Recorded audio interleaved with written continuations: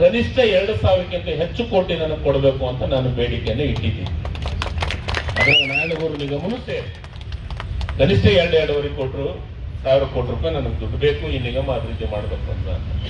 ಉಳಿದಂತದ್ದನ್ನ ಬೇಡಿಕೆ ಕೆಲವೊಂದಿಷ್ಟು ನನ್ನ ಇಲಾಖೆಗೆ ಸಂಬಂಧಪಟ್ಟಿದ್ದಾವು. ಇದು ನನಗೆ ಇಲಾಖೆ ಸಂಬಂಧಪಟ್ಟಿದ್ದು ಯಾವುದು, ನಾರಾಯಣಗುರು ನಿಗಮ ಸ್ಥಾಪನೆ ಮಾಡೋದು. ಇದನ್ನ ನಾನು ಒಂದು ಹೆಜ್ಜೆ ಮುಂದಿಟ್ಟು ಹೋಗಿ ಅದನ್ನ ಕೆಲಸವನ್ನು ಮಾಡಿದ್ದೀನಿ. ಯಾಕಂದ್ರೆ ಆ ಸಮಾಜದ ಒಂದು ಋಣ ನನ್ನ ಮೇಲಿದೆ ಅನ್ನೋದು ದೃಷ್ಟಿಕೋನ. ಯಾವಾಗಲೂ ರಾಮುಲು ದನೇರಿಂದ ಹಿಡ್ಕೊಂಡು ನಾನು ಕಾಂಗ್ರೆಸ್ಗೆ ಬರಕ್ಕೆ ಅವರು ಕಾರಣ, ಅವರ ಒಂದು ಋಣ ಅಧ್ಯಯನ ಪೀಠವನ್ನ ಮಾಡಬೇಕು ಅನ್ನೋದನ್ನು ಚರ್ಚೆ ಆಗಿದೆ ಇದ್ರ ಬಗ್ಗೆ. ಯಾಕಂದ್ರೆ ನಾರಾಯಣ ಗುರುಗಳ ಬಗ್ಗೆ ಎಷ್ಟು ಹೇಳಿದ್ರು ಕಮ್ಮಿನೇ. ಅವರ ಅನುಯಾಯಿ ನಾನು ಒಬ್ಬನು. ಯಾಕಂದ್ರೆ ಅವರು ನಾವು ಯಾರು ದಲಿತರು, ಯಾರು ಹಿಂದುಳಿದವರು, ಯಾರು ದಲಿತರದರ ಅವ್ರನ್ನ ಹಿಂದಿನ ಕಾಲದೊಳಗೆ ಅವ್ರಿಗೆ ದೇವಸ್ಥಾನದೊಳಗೆ ಒಳಗನೆ ಬಿಟ್ಟಾಗ ಹೊತ್ನಾಗ ಬಹಳ ಸ್ಪಷ್ಟವಾದಂತ ಸಂದೇಶವನ್ನ ಕೊಟ್ಟಂತವ್ರು ನಾರಾಯಣ ಗುರುಗಳು. ಅವರು ದೇವಸ್ಥಾನಕ್ಕೆ ನೀವ್ಯಾಕೆ ಹೋಗ್ತೀರಿ, ನಿಮ್ಮದೇ ಒಂದು ದೇವಸ್ಥಾನ ಕಟ್ಟಿ ಆ ದೇವಸ್ಥಾನ ನೀವ ಪೂಜಾರಿ ಆಗ್ರಿ ಅನ್ನೋದು ಅಂದಿದ್ದು. ಅವರೆಲ್ಲ ನಾರಾಯಣ ಗುರುಗಳ ಒಂದು ದೊಡ್ಡ ಇತಿಹಾಸ ಇದೆ. ನಮ್ಮ ಕೊಡುಗೆ ಸಾಕಷ್ಟು ಕೊಟ್ಟಿದ್ದಾರೆ ನಾರಾಯಣ ಗುರುಗಳು. ಅವರ ಬಗ್ಗೆ ಒಂದು ಅಧ್ಯಯನ ಪೀಠ, ಇದ್ರ ಬಗ್ಗೆನೂ ನಾನು ಮುಖ್ಯಮಂತ್ರಿಗಳ ಗಮನಕ್ಕೆ ತರಬೇಕು. ವೆಲ್ಲಿಟ್ ಬರ್ತೀನಿ. ಅದು 2-3 ಸಮಸ್ಯೆಗಳದವು. ಒಂದು, ನಾನು ನಿಮ್ಗೆ ಈ ಸತಿನೇ ಭರವಸೆ ಕೊಟ್ಟೋಗ್ಬಿಡ್ತೀನಿ ಗುರುಗಳೇ. ಏನಂದ್ರೆ, ಒಂದು ಹೆಂಡನ ಮಾರಮ್ಮನ ವಚನ 14 ವಚನಗಳು ಏನದಾವು, ಆ ವಚನ ಮತ್ತು ಈಡಿಗರ ಅಕ್ಕಮ್ಮ ಅವರ 154 ವಚನಗಳು ಪ್ರತ್ಯೇಕವಾಗಿ ರಾಜ್ಯ ಸರ್ಕಾರ ಮುದ್ರಿಸಿದ. 101% ನನಗೆ ಇಲಾಖೆ ಸಂಬಂಧಪಟ್ಟಿದ್ದು. ನಾನು ಬಜೆಟ್ ಆದ ತಕ್ಷಣ ಅದಕ್ಕೆ ಏನು ಆದೇಶ ಮಾಡಿ ಪ್ರಿಂಟ್ ಮಾಡಿಸಿ ಅದನ್ನ ಹಂಚುವಂತ ಕೆಲಸವನ್ನ ಮಾಡ್ತೀನಿ. ಯಾಕಂದ್ರೆ ಅದು ನನ್ನ ಕೈಯಾಗೈತಿ. ನನ್ನ ಕನ್ನಡ ಮತ್ತು ಸಂಸ್ಕೃತಿ ಇಲಾಖೆ ಅವ್ರಿಗೆ ಅದು ಇಲ್ಲ, ಅದು ವಚನಗಳನ್ನ ಪ್ರಿಂಟ್ ಮಾಡ್ಸೋದು, ಅದು ಮಾಡ್ಸಂಗಿಲ್ಲ. ಅದನ್ನ ಪ್ರತಿಯೊಬ್ಬ ಜನಾಂಗಕ್ಕೆ ಮುಟ್ಟಬೇಕಾದಂಥದ್ದು ಅದು ನನ್ನ ಇಲಾಖೆಗಿರೋದ್ರಿಂದ ನಾನು ನಮ್ಮ ಇಲಾಖೆ ಅಧಿಕಾರಿಗಳಿಗೆ ಸೂಚನೆಯನ್ನು ಕೊಡ್ತೀನಿ. ಅದನ್ನು ನಿಶ್ಚಿತವಾಗಲೂ ಅದನ್ನು ಮಾಡ್ತೀನಿ. ನಾನು ನಿಮ್ಮ ಜೊತೆಗಿದ್ದೀನಿ, ನಾರಾಯಣಗುರುವರ ಜೊತೆಗಿದ್ದೀನಿ, ಇಡೀ ಸಮಾಜದ ಜೊತೆಗಿದ್ದೀನಿ. ಅದು ಯಾವಾಗಲೂ ಇವನೇನು 5-6 ಬೇಡಿಕೆಗಳನ್ನ ಮುಖ್ಯಮಂತ್ರಿಗಳಂತ ಪ್ರಾಮಾಣಿಕವಾಗಿ ನಾನು ಚರ್ಚೆಯನ್ನು ಮಾಡ್ತೀನಿ. ಯಾಕಂದ್ರೆ ಚರ್ಚೆ ಮಾಡ್ತೀನಿ ಅಂದ್ರೆ ತಂಗಡಿಗೆ ರೂಮ್ ಅಂದಾರ ಅಂತ ಮತ್ತೆ ಎಲ್ಲಿ ಬೇಕಲ್ಲ ಸೀಟ್ಗಳು ಮಾಡ್ತೀನಿ. ನಾನು ಪ್ರಯತ್ನವನ್ನು ಮಾಡ್ತೀನಿ, ನನ್ನ ಶಕ್ತಿ ಮೀರಿ ನನ್ನ ಕೈಲಾದಂತ ಪ್ರಯತ್ನಗಳನ್ನ. ಯಾಕಂದ್ರೆ ಹಿಂದೆ ನಾನು ನಿಗಮದ ಬಗ್ಗೆ ಮಾತಾಡೋ ಹೊತ್ನಾಗ ನಿಗಮ ಸ್ಥಾಪನೆ ಮಾಡಬೇಕು, ಅವಶ್ಯಕತೆ ಇದೆ, ನಿಗಮ ಆ ಸಮಾಜಕ್ಕೆ ಸ್ಥಾಪನೆ ಮಾಡಬೇಕು ಅಂತ ನಾನು ನಿಮ್ಮ ಏನು ಒಕ್ಕರ್ನೆ ಕೂಗಿತ್ತು ಅದ್ರಾಗ ನಾನು ಒಬ್ಬನು ಕೂಗಿದವನು. ಯಾಕಂದ್ರೆ ಅವಶ್ಯಕತೆ ಇದೆ. ಈಗ ಇದು ಈಡಿಗ ಸಮಾಜ ಬಹಳಷ್ಟು ಎಲ್ಲರೂ ಶ್ರೀಮಂತರಾಗಿಲ್ಲ. ಕೆಲವೊಂದಿಷ್ಟು ಬೆಳಗಿನಷ್ಟು ಮಾತ್ರ ಶ್ರೀಮಂತರಾಗಿದ್ದಾರೆ, ಎಲ್ಲರೂ ಶ್ರೀಮಂತರಾಗಿಲ್ಲ. ಅದ್ರಾಗ ಬಹಳಷ್ಟು ಪರ್ಸೆಂಟೇಜ್, ಮೇಜರ್ ಪರ್ಸೆಂಟೇಜ್ ಬಡತನದಾಗಿರೋಂತಾರೆ ಹೆಚ್ಚೋದಾರ. ಅದನ್ನು ನನಗ ಗಮನಕ್ಕಿದೆ. ಮತ್ತು ಯಾವಾಗ ಸಿಂಧಿ ಮತ್ತು ಸರಾಯಿ ಯಾವಾಗ ನಿಂತು ಅವಾಗ ಪೂರ್ಣ ಪ್ರಮಾಣದಾಗ ಹೆಚ್ಚಿನ ಪ್ರಮಾಣದೊಳಗ ರೋಡಿಗೆ ಬಂದಿದ್ದು ಯಾವ್ದಾದ್ರು ಸಮುದಾಯ ಇತ್ತಂದ್ರೆ ಅದು ಈಡಿಗ ಸಮುದಾಯನ. ಅದು ನನ್ನ ಗಮನದಲ್ಲೂ ಇದೆ. ಯಾಕಂದ್ರೆ ನನ್ನ ಬಂಧುಗಳನ್ನ ಆ ಕೆಲಸ ಮಾಡ್ತಿದ್ರು. ಅದಕ್ಕೆ ನೀವೆಲ್ಲರೂ ಸೇರಿ ಒಂದ್ಸತೆ ನಾನು ಮುಖ್ಯಮಂತ್ರಿಗಳ ಗಮನಕ್ಕೆ ತರ್ತೀನಿ. ಯಾಕಂದ್ರೆ ಇದು ಬಜೆಟ್ ಮೀಟಿಂಗ್ ಒಳಗನ ಬಹಳ ಬಿಜಿ ಅದಾರ. ನಾನು ಇವತ್ತು ಸಾಯಂಕಾಲ ನಾನು ಕ್ಯಾಬಿನೆಟ್ ಇದೆ, ಕ್ಯಾಬಿನೆಟ್ ಒಳಗ ನಾನು ಮುಖ್ಯಮಂತ್ರಿಗಳ ಗಮನಕ್ಕೆ ತರುವಂತ ಕೆಲಸವನ್ನು ಪ್ರಾಮಾಣಿಕವಾಗಿ ನಾನು ಮಾಡಿ ಇದ್ರೊಳಗೆ ಎಷ್ಟು ಸಾಧ್ಯತೆ ಐತೆ, ಎಷ್ಟು ಸಾಧ್ಯ ಸ್ಪಂದನೆ ಮಾಡಬೇಕಾಗೈತೆ ಮುಖ್ಯಮಂತ್ರಿಗಳು ನಾನು ಏನ್ ತರಬೇಕಾಗ್ತದೆ. ಮತ್ತು ನೀವು ಎಲ್ಲರೂ ಒಂದ್ಸತೆ ಅವಕಾಶವನ್ನ ಹೇಳ್ತೀನಿ. ಅವ್ರ ಸಮಾಜ ಬಂಧುಗಳು ಬರ್ತಾರಂತಂದು. ಮತ್ತು ನೀವು ಕೆಲವೊಂದಿಷ್ಟು ಒಳಗಿನ ರಾಜಕಾರಣ ನನ್ನ ಹತ್ರ ಹೇಳಕ್ಕಾಗಲ್ಲ. ಯಾಕಂದ್ರೆ ನಿಮಗೆ ಚೆನ್ನಾಗಿ ಗೊತ್ತೈತೆ, ರಾಜಕೀಯವಾಗಿ ಪೂರ್ಣ ಪರಿಣಿತರು ನೀವು ಅದ್ರ ಬಗ್ಗೆ ಪೂರ್ಣ ಉಂಡವರು, ಅದ್ರ ಬಗ್ಗೆ ಅನುಭವಿಸಿದವರು. ಯಾಕಂದ್ರೆ ನಿಮ್ಗೆ ಚೆನ್ನಾಗಿ ಗೊತ್ತಿರ್ತದೆ. ಯಾಕಂತಂದ್ರೆ ಆ ಕಡೆ ಒಂದು ಗುಂಪು, ಈ ಕಡೆ ಒಂದು ಗುಂಪು ಅದ. ಅದ್ರ ಗುಂಪಿನಕ್ಕಿಂತ ಮುಖ್ಯವಾಗಿದ್ದು ನಮ್ಮ ಸಮಾಜದ ಸಂಘಟನೆ, ನಮ್ಮ ಸಮಾಜದ ಬೇಡಿಕೆ, ಅದು ಬಹಳ ಮುಖ್ಯ. ಅದಕ್ಕೆ ನನ್ನ ಪ್ರಯತ್ನ ಏನ್ ಮಾಡ್ಬೇಕಾಗುತ್ತೆ, ಪ್ರಾಮಾಣಿಕವಾದಂತ ಪ್ರಯತ್ನವನ್ನು ನಾನು ಮಾಡ್ತೀನಿ ಗುರುಗಳೇ. ನಾನು ಸಮಾಜದ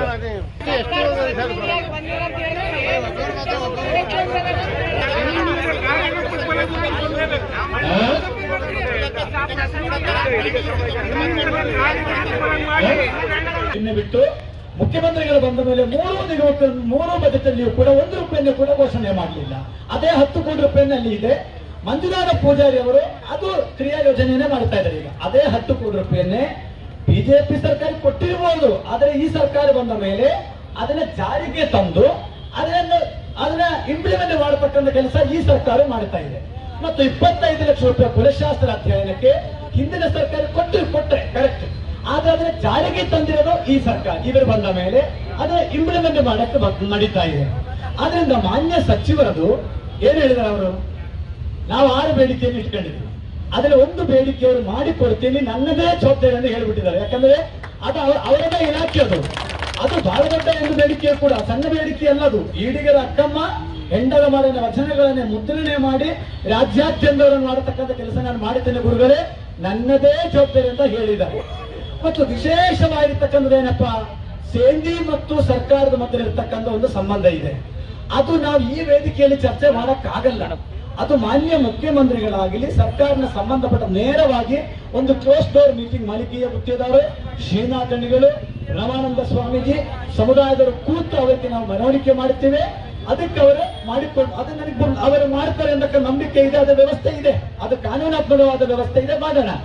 ಮತ್ತು ನಾರಾಯಣಗುರು ನಿಗಮಕ್ಕೆ ಹಣ ಕೊಡುವುದು, ಬಜೆಟ್ ಅಲ್ಲಿ ಹಣ ಕೊಡುವುದು, ನಾರಾಯಣಗುರುಗಳ ಪುತ್ಥಳಿಯನ್ನು ರಾಜ್ಯದ ರಾಜಧಾನಿಯಲ್ಲಿ ಎಲ್ಲಿಯಾದ್ರೂ ಒಂದು ಜಾಗ ಫಿಕ್ಸ್ ಮಾಡೋದು, ಇದು ಯಾವುದೂ ಕೂಡ ದೊಡ್ಡ ಮಟ್ಟದ ಕೆಲಸ ಅಲ್ಲ. ಅದಕ್ಕೆ ನಾನೇನ್ ಹೇಳ್ತೀನಿ ಅಂದ್ರೆ, ಮಾನ್ಯ ಮಂತ್ರಿಗಳಲ್ಲಿ ಮನವಿ ಮಾಡುವುದೇನು, ಮುಖ್ಯಮಂತ್ರಿಗಳ ಜೊತೆ ಪಾಪ ಮುಖ್ಯಮಂತ್ರಿಗಳಿಗೆ ಯಾರ್ಯಾರೆಲ್ಲ ಫೀಡ್ ಮಾಡಿದ್ರಿಂದ ಅವ್ರು ಹೇಳ್ತಾರೆ, ಪ್ರಣವಾನಂದ ಸ್ವಾಮಿ ಬಿಜೆಪಿ ಸರ್ ನನಗೇನು ಗೊತ್ತೇ ಇಲ್ಲ, ನಾನು ಜಾಸ್ತಿ ಬೈದ್ರದೇ ಬಿಜೆಪಿ ಅವ್ರನ್ನ, ನನಗೆ ಗೊತ್ತಿಲ್ಲ ಅದು.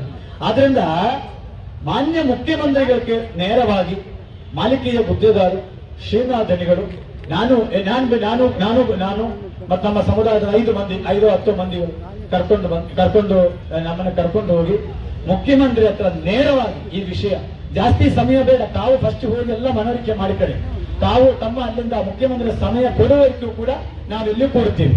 ನೀವೆಲ್ಲರೂ ಕೂಡ ಅಲ್ಲ, ಒಂದು ನಿಮಿಷ, ನೀವೆಲ್ಲರೂ ಕೂಡ ಈಗ ಚಪ್ಪಾಳಿ ತಟ್ಟಿ ಮಂತ್ರಿ ಆ ಕಡೆ ಹೋದ ಮೇಲೆ ನೀವು ಆ ಕಡೆ ಹೋಗಬಾರದು. ನೀವೆಲ್ಲರೂ ಇಲ್ಲಿ ಕೂಡ್ತೀರ, ಇಲ್ಲ ಎಲ್ಲರೂ ಇಲ್ಲಿ ಕೂಡಬೇಕು. ನಾವು ಒಂದೇ ಕೇಳಿರೋದು, ಮಾನ್ಯ ಮುಖ್ಯಮಂತ್ರಿಗಳಲ್ಲಿ 5-10 ನಿಮಿಷ ಸಮಯ ನಮಗೆ ಬೇಕು. ಈ ವಿಚಾರಗಳವರ ಮುಂದೆ ಪ್ರಸ್ತಾಪ ಮಾಡಬೇಕು. ಅವರಿಂದ ನಾನು ನಿಮಗೆ ಒಂದೇ ಮಾತು ಹೇಳಿದೆ, ಅಲ್ಲಲ್ಲ ರವಿ, ಬಹಳ ಕಷ್ಟ ನೊಂದು ಬೆಂದು ನಾವು ಬಂದಿದ್ದೀವಿ. ಕೇವಲ ಅದೇನಾಗಬಾರದು.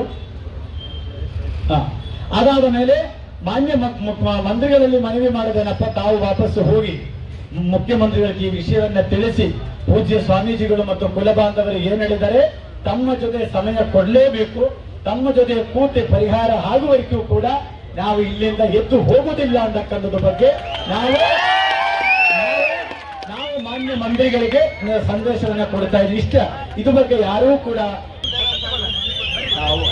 ತಾವು ಇದೇನು ಕಾರ್ಯಕ್ರಮ ಮುಕ್ತಾಯ ಅಲ್ಲ, ನಮ್ಮ ಮಂತ್ರಿಗಳಿಗೆ ಕೊಡೋದಷ್ಟೇ.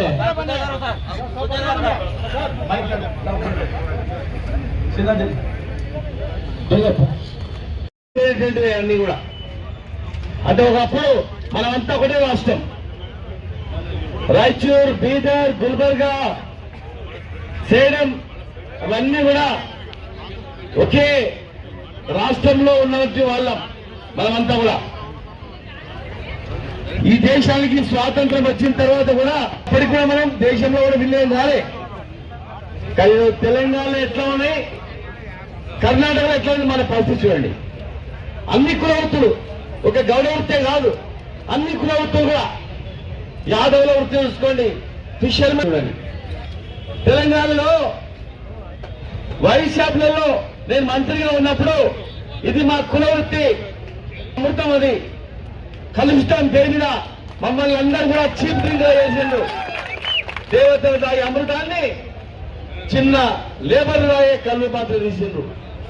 మరి బీరు, బ్రాండ్లు అవన్నీ కూడా కృత్రిమంగా తయారు చేస్తారు, కెమికల్స్ కలుపుతారు. ఇవి న్యాచురల్ గా వచ్చే డ్రింకులు వేరు. కేవలం గౌళ్ళంతా ఆర్థికంగా డెవలప్ అవుతున్నారు, రాజకీయంగా ఎదుగుతున్నారు అనే ఖర్చుతోనే కళ్ళుని కేసులు పెట్టి నిషేధించి మరి వైన్, బీర్లను మీరు ప్రమోట్ చేశారు. ఆ వైన్లు కూడా మేము తయారు చేసేటువంటివి. గౌడ పురాణంలో వైన్లు కళ్ళు ద్వారా వైన్ తయారు చేస్తారని చెప్పి నేను మంత్రిగా ఉన్నప్పుడు కొట్లాడి మా ముఖ్యమంత్రి గారిని ఒప్పించి నేను 15% వైన్ షాపులు రిజర్వేషన్ ఇప్పించిన. మళ్ళీ నెక్స్ట్ 30% ఇస్తామని చెప్పి మేనిఫెస్టో పెట్టినాం. కళ్ళు దుకాణాలకు ఫ్రీగా లైసెన్స్ ఇచ్చినాం. చెట్టు పనులు రద్దు చేసినాం. గౌడ కార్పొరేషన్ ఏర్పాటు చేసినాం. నిధులు ఇచ్చినాం. నీరా పాలసీ తీసుకొచ్చినాం. సర్దార్ సర్వై పాపన్న విగ్రహాన్ని ట్యాంక్ బండ్ మీద పెట్టినాం. 1,70,00,000 చెట్లను పెంచినాం. ప్రతి గ్రామంలో 5 ఎకరాల ల్యాండ్ ఇవ్వాలని చెప్పి జీవోలు ఇచ్చినాం. మరి కర్ణాటకలో ఎన్నివరకు ಹೋರಾಟ, ಎಲ್ಲಿಯವರೆಗೆ ಹೋರಾಟ, ಅಯ್ಯಯ್ಯ ಅನ್ಯಾಯ ಈಡಿಗರಿಗೆ ಅನ್ಯಾಯ, ಅಯ್ಯಯ್ಯ ಅನ್ಯಾಯ, ಅಯ್ಯಯ್ಯ ಅನ್ಯಾಯ, ಬೇಕೇ ಬೇಕು, ಬೇಕೇ ಬೇಕು, ಏನೇ ಬರಲಿ, ಏನೇ ಬರಲಿ ಹಕ್ಕು ನಮ್ಮ